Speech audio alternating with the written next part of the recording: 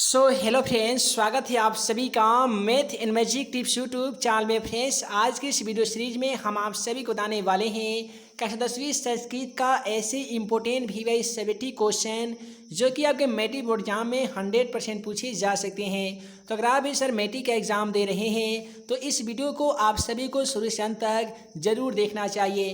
तो चलिए फ्रेंड्स, बिना समय गवाए पहला क्वेश्चन से इस वीडियो की शुरुआत करते हैं। है दोस्तों, पहला सवाल जो है भारतीय संस्कारा पाठ से लिया गया है और सवाल में बोला गया है कि भारतीय संस्कारा पाठ के आधार पर संस्कार जनित लाभ का वर्णन अपने शब्दों में कीजिए। तो आइए जान लेते हैं, संस्कार के पालन से ही व्यक्तित्व का निर्माण होता है। संस्कारों का उचित समय पर पालन करने से ही गुण भी बढ़ते हैं और दोष का भी नाश होता है। भारतीय जीवन में प्राचीन काल से ही संस्कार ने अपने महत्व को संजोए रखा हुआ है। यहाँ ऋषियों की कल्पना भी थी कि जीवन के सभी मुख्य अवसरों का वेद मंत्रों का पाठ, वरिष्ठों का आशीर्वाद, हवन एवं परिवार के सदस्यों का सम्मेलन होना चाहिए। तो ये जो मुख्य उद्देश्य थे भारतीय संस्कार पाठ का, मुख्य उद्देश्य थे एक व्यक्ति के संस्कार के प्रति। और इसके बाद में अगला जो सवाल है भारत महिमा पाठ से लिया गया है और सवाल में पूछा जा रहा है कि भारत महिमा पाठ के आधार पर भारत के महत्व का वर्णन अपने शब्दों में कीजिए। तो आइए जान लेते हैं, भारत महिमा पाठ के आधार पर भारत के कौन कौन से महत्व का वर्णन किया गया है। तो आसान भाषा में लिखिएगा कि भारतवर्ष अति प्रसिद्ध देश है, यानी भारत हमारा जो देश है ना वो काफ़ी ही ज़्यादा प्रसिद्ध देश है। यहाँ की भूमि सदैव पवित्र और ममतामयी मानी जाती है।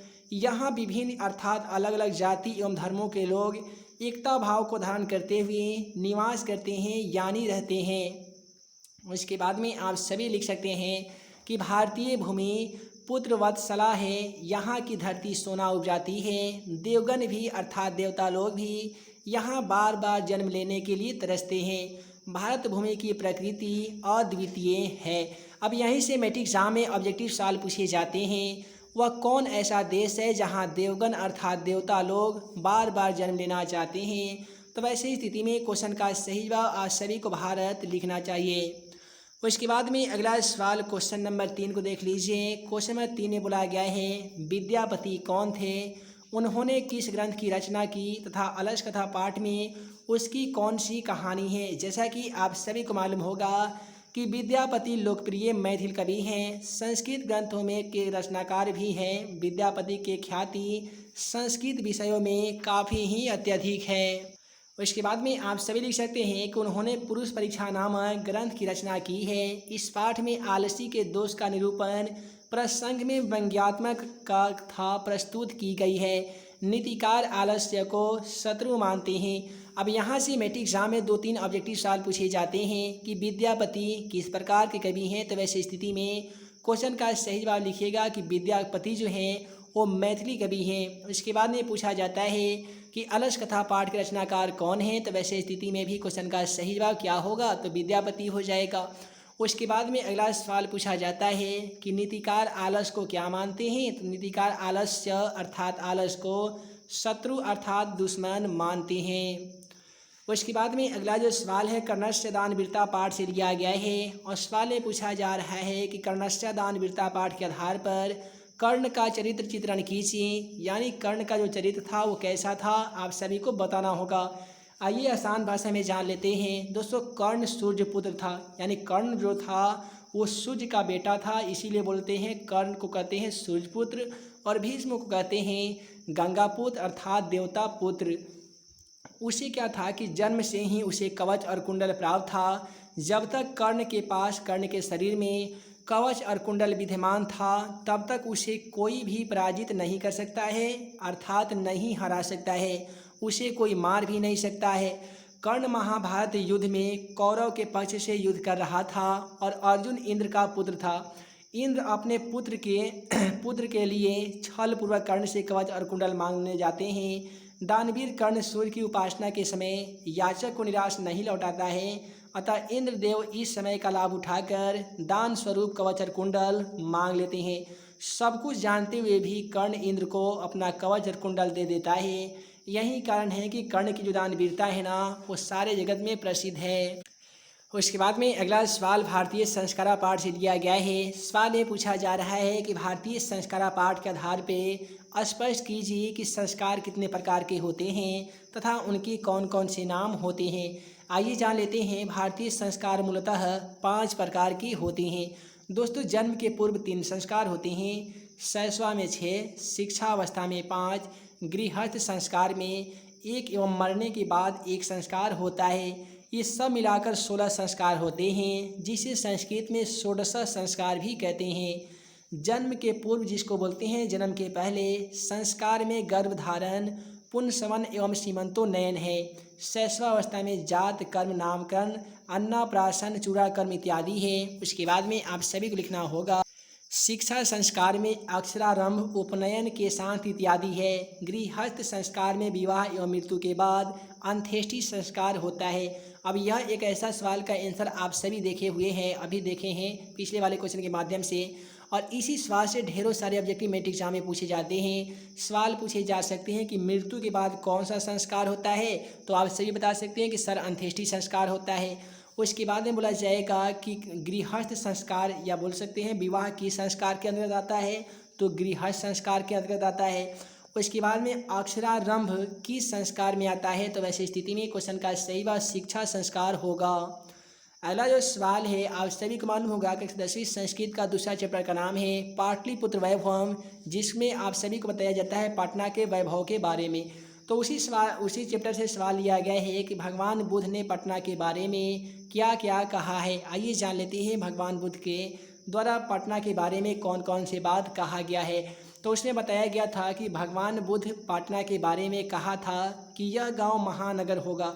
वे भविष्यवाणी करके गए हैं कि पटना जो होगा आगे आने वाले समय में महानगर होगा, किंतु आपसी झगड़ा, आग की घटना और बाढ़ की वजह से सदा पीड़ित रहेगा।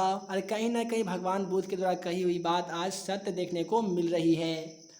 उसके बाद में अगला सवाल है मध्यकाल में भारतीय समाज में फैली कुरीतियों का वर्णन अपने शब्दों में कीजिए। आसान भाषा में आप सभी को ऐसा लिखना होगा कि मध्यकाल में अनेक प्रकार की कुरीतियाँ भारतीय समाज में मौजूद थी, जैसे जातिवाद हो गया, छुआछूत हो गया, अशिक्षा हो गया, विधवाओं की दुर्गति एवं ये सभी अनेक उदाहरण थे जो भारतीय समाज को अंधकूप की ओर ले जा रहे थे, भारतीय समाज को अंधकार की ओर लेते जा रहे थे।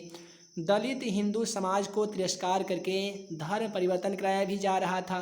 तो ये सब बता सकते हैं कि मध्यकाल में भारत के समाज में बहुत सारे अनेक कुरीतियाँ फैली हुई थी। अगला सवाल है किसान संस्कार को गोदान संस्कार भी कहा जाता है, आखिर क्यों? तो आसान भाषा में बता सकते हैं कि किसान संस्कार यहाँ पे बता सकते हैं किसान संस्कार के गुरु के घर से ही शिष्य का प्रथम क्षौर कर्म होता है, इसे गोदान अनिवार्य भी था। अतः किसान संस्कार को गोदान संस्कार के नाम से भी जाना जाता है।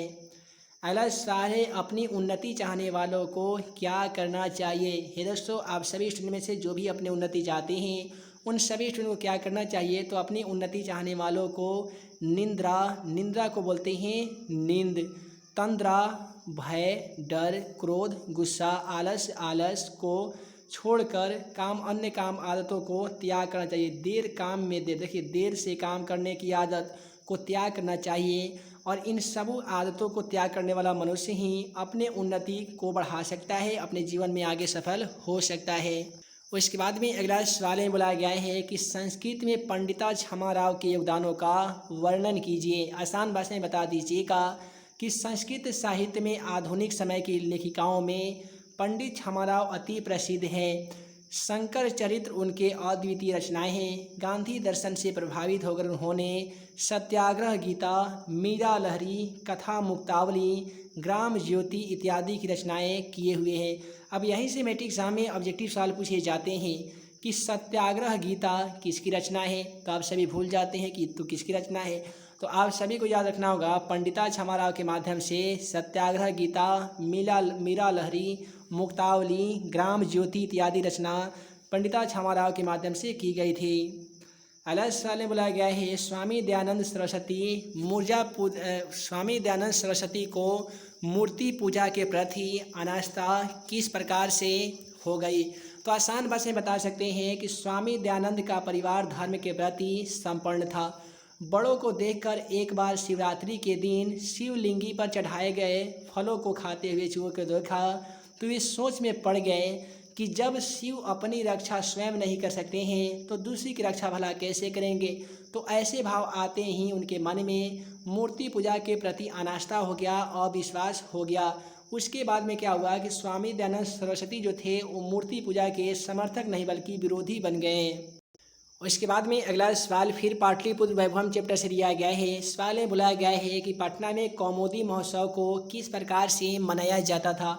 आसान भाषा में लिखिएगा कि पाटलिपुत्र में कौमुदी महोत्सव गुप्त वंश के शासनकाल में शरद ऋतु में बड़ी ही धूमधाम से मनाया जाता था। इसमें सभी नगरवासी आनंद मगन हो जाते थे। आजकल जिस तरीके से दुर्गा पूजा मनाया जाता है ना, उसी प्रकार से प्राचीन काल में पाटलिपुत्र में कौमुदी महोत्सव मनाया जाता था। अब यहाँ से ऑब्जेक्टिव सवाल पूछे जाते हैं कि कौमुदी महोत्सव किस ऋतु में मनाया जाता था, तो आप सभी बताएंगे कि शरद ऋतु में मनाया जाता था। उसके बाद में बोला जाता है कि दुर्गा पूजा के जैसा शरद काल में गुप्त वंश के शासनकाल में कौन सा पर्व मनाया जाता था, तो वैसे स्थिति में कौमुदी महोत्सव हो जाएगा। फिर पूछे जाते हैं कौमुदी महोत्सव किस वंश के शासनकाल से मनाया जाता था, तो वैसे स्थिति में क्वेश्चन का सही जवाब गुप्त वंश के शासनकाल हो जाएगा।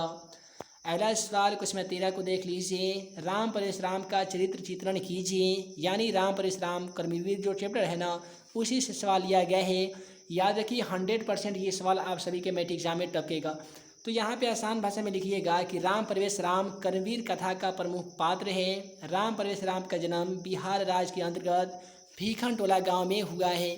खेलों में मग्न रहने वाला राम परवेश अध्यापक से पठन पाठन से जुड़ गया। गुरु का आशीर्वाद और कड़ी मेहनत की उसकी सफलता की सीढ़ी बनती गई। धन के अभाव में अर्थात गरीबी के बीच भी वह रहकर अपना अध्ययन अर्थात पढ़ाई जारी रखा। विद्यालय स्तर से लेकर प्रतियोगिता परीक्षाओं में प्रथम स्थान प्राप्त करता गया। केंद्रीय लोक सेवा परीक्षा में भी उत्तीर्ण होकर वे समाज के समक्ष अपनी आदर्श प्रस्तुत कर लिया। राम परशुराम की प्रशासन क्षमता और संकट काल में निर्णय सामर्थ्य सभी को आकर्षित करते हैं। उसके बाद में अगला सवाल बोला गया है वसुधैव कुटुंबकम की अवधारणा क्यों आवश्यक है। आसान भाषा में बता दीजिएगा कि अशांति का प्रमुख कारण द्वेष और असहिष्णुता है। आज हर देश एक दूसरे की उन्नति को देखकर ईर्ष्या कर रहा है, अर्थात ईर्ष्या के अग्नि में जल रहा है। उसकी उन्नति को नष्ट करने के लिए छल कपट इत्यादि का सहारा ले रहा है। अतः परोपकार सहिष्णुता इत्यादि को धारण करके अशांति को दूर किया जा सकता है। अतः वर्तमान में वसुधैव कुटुंबकम की अवधारणा अत्यंत ही आवश्यक है। और इसके बाद में अगला सवाल मैट्रिक एग्जाम में 2 नंबर में पूछे जाते हैं कि वेदांगों की संख्या कितनी है, उनके नाम बताइए। जैसा कि आप सभी को मालूम होगा कि वेदों की संख्या 4 है, वहीं पे वेदांगों की संख्या 6 है। पुराणों की संख्या कितनी है, तो आप बोलेंगे कि सर 18 है। उसके बाद में महाभारत में श्लोकों की संख्या है, तो ये जो श्लोकों की संख्या है वो लगभग 1 लाख है। तो यहाँ पे हम लोग बात करते हैं वेदांगों की संख्या के बारे में, तो आप सभी लिख सकते हैं कि वेदांगों की संख्या 6 है। कौन कौन है, तो आइए जान लेते हैं। शिक्षा, कल्प, व्याकरण, निरुक्त, छंद और ज्योतिष, ये सभी वेदांगों के नाम हैं। आइए जान लेते हैं। उसके बाद में अगला इम्पोर्टेंट क्वेश्चन है दोस्तों। उसके बाद में अगला सवाल में बोला गया है कि पाटलिपुत्र वैभव के आधार पे पटना के वैभव के बारे में वर्णन कीजिए। आसान भाषा में बता दीजिएगा कि पाटलिपुत्र प्राचीन काल से ही अपनी वैभव परंपरा के लिए विख्यात रही है। विदेशी यात्री अपने स्वयं स्मरण में यहाँ के उत्कृष्ट संप्रदायों का वर्णन करते हुए कहा है। मेगास्थनीज ने लिखा है कि चंद्रगुप्त मौर्य के शासनकाल में यहाँ की रक्षा व्यवस्था अति उत्कृष्ट थी। अशोक के शासनकाल में यहाँ पर निरंतर असमृद्धि रही। कवि राजशेखर ने अपनी काव्य मीमांसा में भी लिखा है कि बड़े बड़े वैयाकरण भास्कर भी यहीं से हुए हैं। आज पाटलिपुत्र नगर पटना के नाम से जाना जाता है। यहाँ पे संग्रहालय, गोलघर, जैविक उद्यान इत्यादि दर्शनीय स्थलों है। अब यहाँ से मैट्रिक एग्जाम में ऑब्जेक्टिव सवाल पूछे जाते हैं कि किसके शासनकाल में पटना की रक्षा व्यवस्था अति उत्कृष्ट थी, तो वैसे स्थिति में क्वेश्चन का सही जवाब चंद्रगुप्त मौर्य हो जाता है। उसके बाद में सवाल में पूछा जाता है कि पाटलिपुत्र वैभव का वर्णन किसने अपने स्वयं स्मरण में किया है, तो वैसे स्थिति में क्वेश्चन का सही जवाब विदेशी यात्री मेगास्थनीज हो जाता है। उसके बाद में आइए अगला सवाल देख लेते हैं। अगला सवाल में बोला गया है, अलस कथा पाठ के आधार पर बताइए आलसी पुरुष को किसने और किस प्रकार से निकाला था। तो जैसा कि अलस कथा पाठ में हम आप सभी को बताए थे कि आलसी व्यक्ति जितने भी थे ना, तो उन सभी की परीक्षा करने के लिए अलसथला में मंत्रियों के द्वारा रचित योजना के अनुसार आग लगा दिया जाता है, जिसमें जितने भी धूर्त लोग होते हैं, जितने भी बनावटी आलसी लोग होते हैं, वे सभी पलायन हो जाते हैं, अर्थात जलने के डर से भाग जाते हैं। और जो 4 आलसी होते हैं वे उसी में रह जाते हैं, वे नहीं भागते हैं। तो उन चारों बचे आलसियों को किस प्रकार से बाहर निकाला जाता है, आइए जान लेते हैं। आप सभी लिखेंगे, आलसी पुरुष जब अग्नि में जलने लगे तो प्रबंधन के सदस्यों ने उसे अग्नि से निकालने के लिए निकाला। उन्होंने देखा कि इतनी प्रचंड अग्नि में चारों आलसी भागने का प्रयास नहीं कर रहे हैं। उसे जलने से बचाने के लिए उन्होंने आलसियों को केस पकड़कर बाहर निकाला था। अगला सवाल भारत महिमा पाठ के आधार पर लिया गया है कि यह बताइए कि भारत भूमि कैसी है। भारत महिमा पाठ के अनुसार हमको बताना होगा कि हमारी मातृभूमि भारत माता किस प्रकार की है। आसान भाषा में बता दीजिएगा कि भारत महिमा पाठ के आधार पर हमारी मातृभूमि सदैव पवित्र एवं ममतामयी है। यहाँ विभिन्न जाति एवं धर्मों के लोग एकता भाव के साथ मिलजुल कर रहते हैं। संसार का गौरव सदा हम लोगों के लिए पूजनीय है।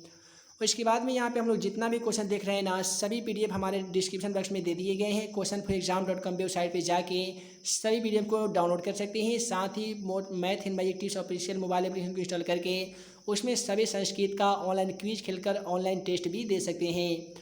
तो यहाँ पे कुछ विचार में बोला गया है, भारतीय संस्कार पाठ के आधार पर हमें ये बताइए कि संस्कार कितने हैं और उनके कौन कौन से नाम हैं। जैसा कि पिछले वाले क्वेश्चन में हम लोग जान गए हैं, संस्कार मूलतः 5 प्रकार के होते हैं। 3 होते हैं जन्म से पहले, 6 शिक्षावस्था में होते हैं, 5 गृहस्थ आश्रम में होते हैं, मरने के बाद में भी होते हैं 1 संस्कार। कुल मिलाकर इसे हम लोग षोडश संस्कार कहते हैं।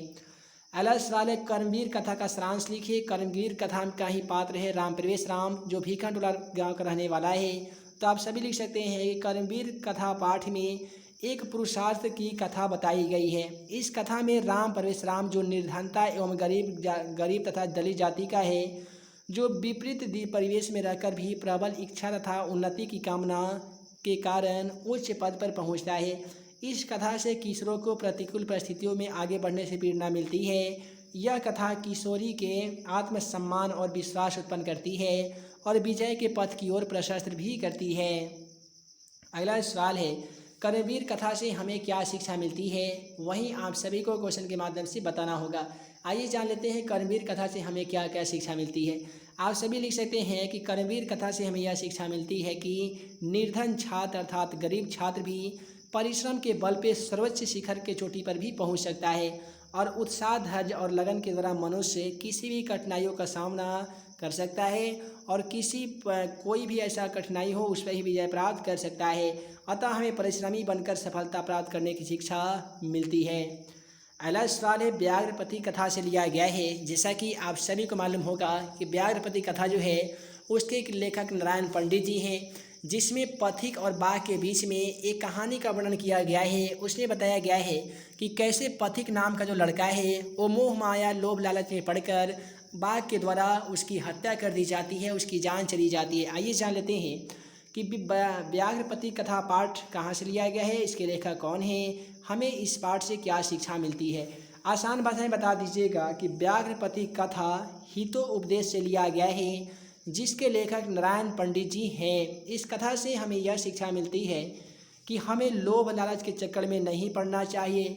दूसरी ओर कभी भी अविश्वासी पे विश्वास नहीं करना चाहिए तथा कोई भी काम सोच समझ कर ही करना चाहिए। देखिए, अविश्वासी पे कभी तो विश्वास करना ही नहीं चाहिए। यही कराना था। मान लेते कि अगर बाघ हो, शेर हो, वो तो अविश्वसनीय है, कुछ भी कर सकता है। और पथिक नाम का जो लड़का है, बाघ के हाथ में सोने का कंगन रहता है, तो बाघ कहता है पथिकों को, आओ पथिक, मेरे हाथ में सोने का कंगन जो है वो ले जाओ। तो पथिक कहता है कि नहीं, तुम हमको मार दोगे, हमको मार के खा जाओगे। तो फिर बाघ कहता है कि नहीं, देखो मैं बूढ़ा हो गया हूँ, मैं चल भी नहीं सकता हूँ, मेरे दांत भी सड़ चुके हैं, मैं तुम्हें भला कैसे खाऊंगा। ऐसा करो ना, हम तुमको ये सोने के कंगन इसलिए दे रहे हैं कि हम लोग पिछले जो जन्म जो बीते हुए हैं, मेरा जो पिछला जो उम्र बीत गया है उसमें हम लोग बहुत सारे इंसानों की हत्या किए हुए हैं। अतः भगवान से इसका पश्चाताप करने के फलस्वरूप हम तुमको ये सोने का कंगन दे रहे हैं, ताकि भगवान हमारा भला करेगा और हमारे पापों को नाश कर देगा, नष्ट कर देगा। और पति क्या करता है, मोह लोभ लालच में पड़कर बाघ के चक्कर में आ जाता है और बाघ कहता है कि ऐसा करो, सबसे पहले वहाँ पे नदी में पानी भरा हुआ है, उसमें से स्नान करके आओ और ये हमारे हाथ में सोने का कंगन जो है वो लेकर चले जाओ। और जब पथिक जाता है ना स्नान करने, तो स्नान में तो पाँक होता है। अब उसी पाँक में पथिक नामक लड़का जो होता है वो फंस जाता है और बाघ उसको निकालने के बहाने उसके दबोच कर मार डालता है और बाघ उसको खा जाता है। और इसके बाद में अगला सवाल, कर्णस्य दान वीरता के आधार पर कर्ण का चरित्र चित्रण कीजिए। तो यहाँ पे कर्णस्य दान वीरता के आधार पर कर्ण का चरित्र चित्रण तो हम लोग कर ही चुके हैं। अगला सवाल है, राजा शांतनु के दुख का क्या कारण था? आखिर कौन ऐसा कारण रहा होगा कि महाराज शांतनु जो थे वो काफ़ी ही दुखी थे? तो आसान भाषा में बता दीजिएगा कि जब महाराज शांतनु घूमने के लिए यमुना तट के ओर गए थे, तो धीवर की परम सुंदरी कन्या को देखकर उनके पिता से विवाह करने की इच्छा प्रकट की। कन्या के पिता इस बात पे सहमत हुए कि आपके बाद हमारी पुत्री सत्यवती का ही पुत्र इस साम्राज्य का राजा बनेगा। देवव्रत के कारण महाराज शांतनु कन्या के पिता से शर्त नहीं माने, जिसके कारण महाराज शांतनु काफ़ी ही दुखी थे। उम्मीद है आप कक्षा 7वीं में तो इस कहानी को पढ़े होंगे। कक्षा 7वीं में कहानी को बताया गया है कि एक बार की बात है, जब महाराज शांतनु घूमने के लिए यमुना तट पे जाते हैं ना, तो धीवर की परम सुंदरी जो होती है, जिसका नाम होता है सत्यवती, उस कन्या से इनको प्यार हो जाता है। ठीक है, तो ये क्या करते हैं कि अपनी इच्छा जाहिर करते हैं दासराज के पास। दासराज के पुत्री का ही नाम था सत्यवती, जो धीवर की परम सुंदरी थी। तो ये बोलते हैं कि देखिए दासराज साहब कि हमें आपकी पुत्री से शादी करना है। तो उनके जो दासराज बोलते हैं कि ठीक है, हम तो शादी कर देंगे, लेकिन हमारी एक शर्त है। शर्त ये है कि आपके बाद आपके साम्राज्य का, मेरे जो पुत्री से जो भी उत्पन्न पुत्र होगा ना, वही आपके साम्राज्य का राजा बनेगा।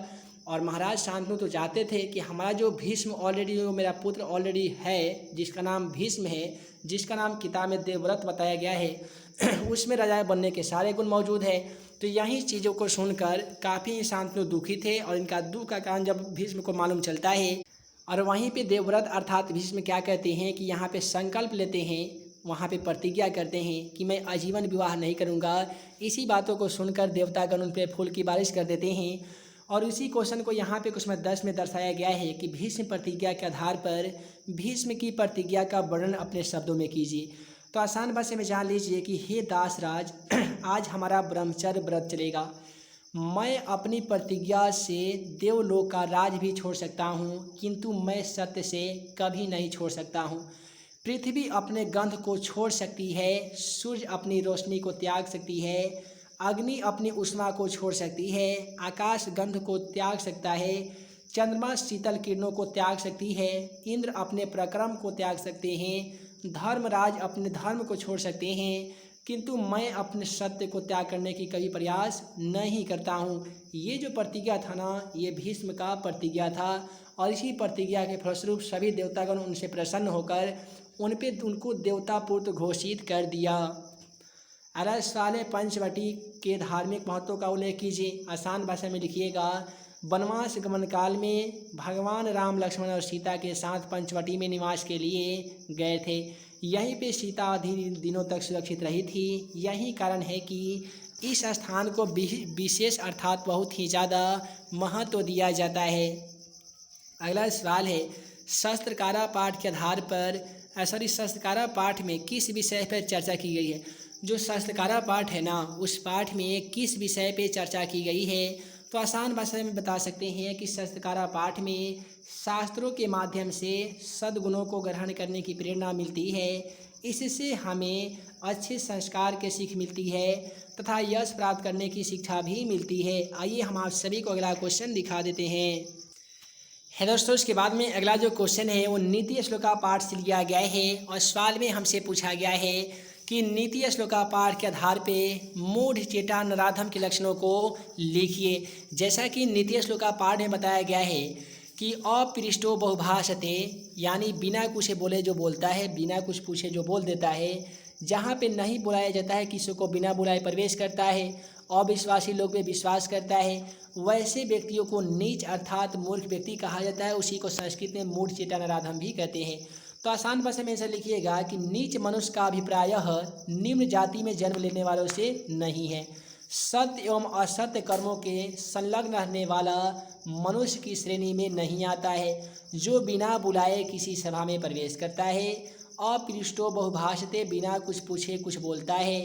न विश्वासति विश्वस्ते, जिस पर विश्वास नहीं किया जा सकता है उस पर वो अधिक विश्वास करता है। ऐसा व्यक्ति ही नीच की श्रेणी में आता है। उसके बाद में अगला सवाल है, महान लोग संसार रूपी सागर को किस प्रकार से पार करते हैं। आसान भाषा में बता दीजिएगा। श्वेताश्वर उपनिषद में ज्ञानी लोग और अज्ञानी लोग में अंतर स्पष्ट करते हुए महर्षि वेद व्यास कहा करते थे कि अज्ञानी लोग अंधकार स्वरूप होते हैं और ज्ञानी लोग प्रकाश स्वरूप होते हैं। महान लोग इसे समझकर मृत्यु पर भी विजय प्राप्त कर लेते हैं, क्योंकि संसार रूपी सागर को पार करने के लिए इससे बढ़कर कोई अच्छा मार्ग हो ही नहीं सकता है। जैसा उसने बताया गया ना कि विदित्वमेति मृत्युमेति, ठीक है, यानी वेद के ज्ञान को जानकर, वेद की महानता को जानकर इंसान मृत्यु पर भी विजय प्राप्त कर सकता है, और मृत्यु पर विजय प्राप्त करने के लिए इसके अलावा कोई अन्य मार्ग नहीं है। अगला सवाल शास्त्रकारा पाठ से लिया गया है, जो संस्कृत का अंतिम चैप्टर है। इसमें बोला गया शास्त्रकारा पाठ में वर्णित वैज्ञानिक शास्त्रों पर प्रकाश डालिए। आसान भाषा में लिखिएगा कि प्राचीन भारत में विज्ञान की विभिन्न शाखाओं के शास्त्रों की स्थापना हुई है। आयुर्वेद में चरक संहिता सुश्रुत के संहिता के शास्त्रकार नाम से प्रसिद्ध है। वहीं पे रामायण विज्ञान और भौतिक विज्ञान अंतर्भूत है। ज्योतिष शास्त्र में खगोल विज्ञान, गणित इत्यादि है। आर्यभट्ट का जो ग्रंथ है ना आर्यभट्टियम, उसमें बड़ा मिहिर का बृहद संहिता विशाल ग्रंथ है, अर्थात बहुत ही बड़ा किताब है, जहाँ अनेक विषय समन्वित हैं। उसमें अनेक विषयों की जानकारी हमें मिलती है। कृषि विज्ञान प्राचार्य के द्वारा रचा गया है। प्राचीन भारत का गौरव सर्वथा समृद्ध है। अगला सवाल बोला गया है, महात्मा बुद्ध के अनुसार वैर की शांति कैसे संभव है। दोस्तों, महात्मा बुद्ध के अनुसार वैर की शांति निर्वैर करुणा मैत्री भाव से ही संभव हो सकती है।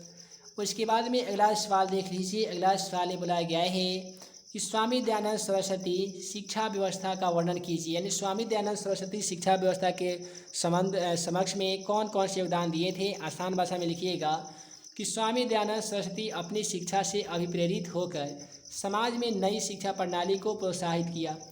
वैदिक साहित्य के साथ साथ पाश्चात्य वैज्ञानिक शिक्षा को आवश्यक मानते हुए नई व्यवस्था आरंभ की।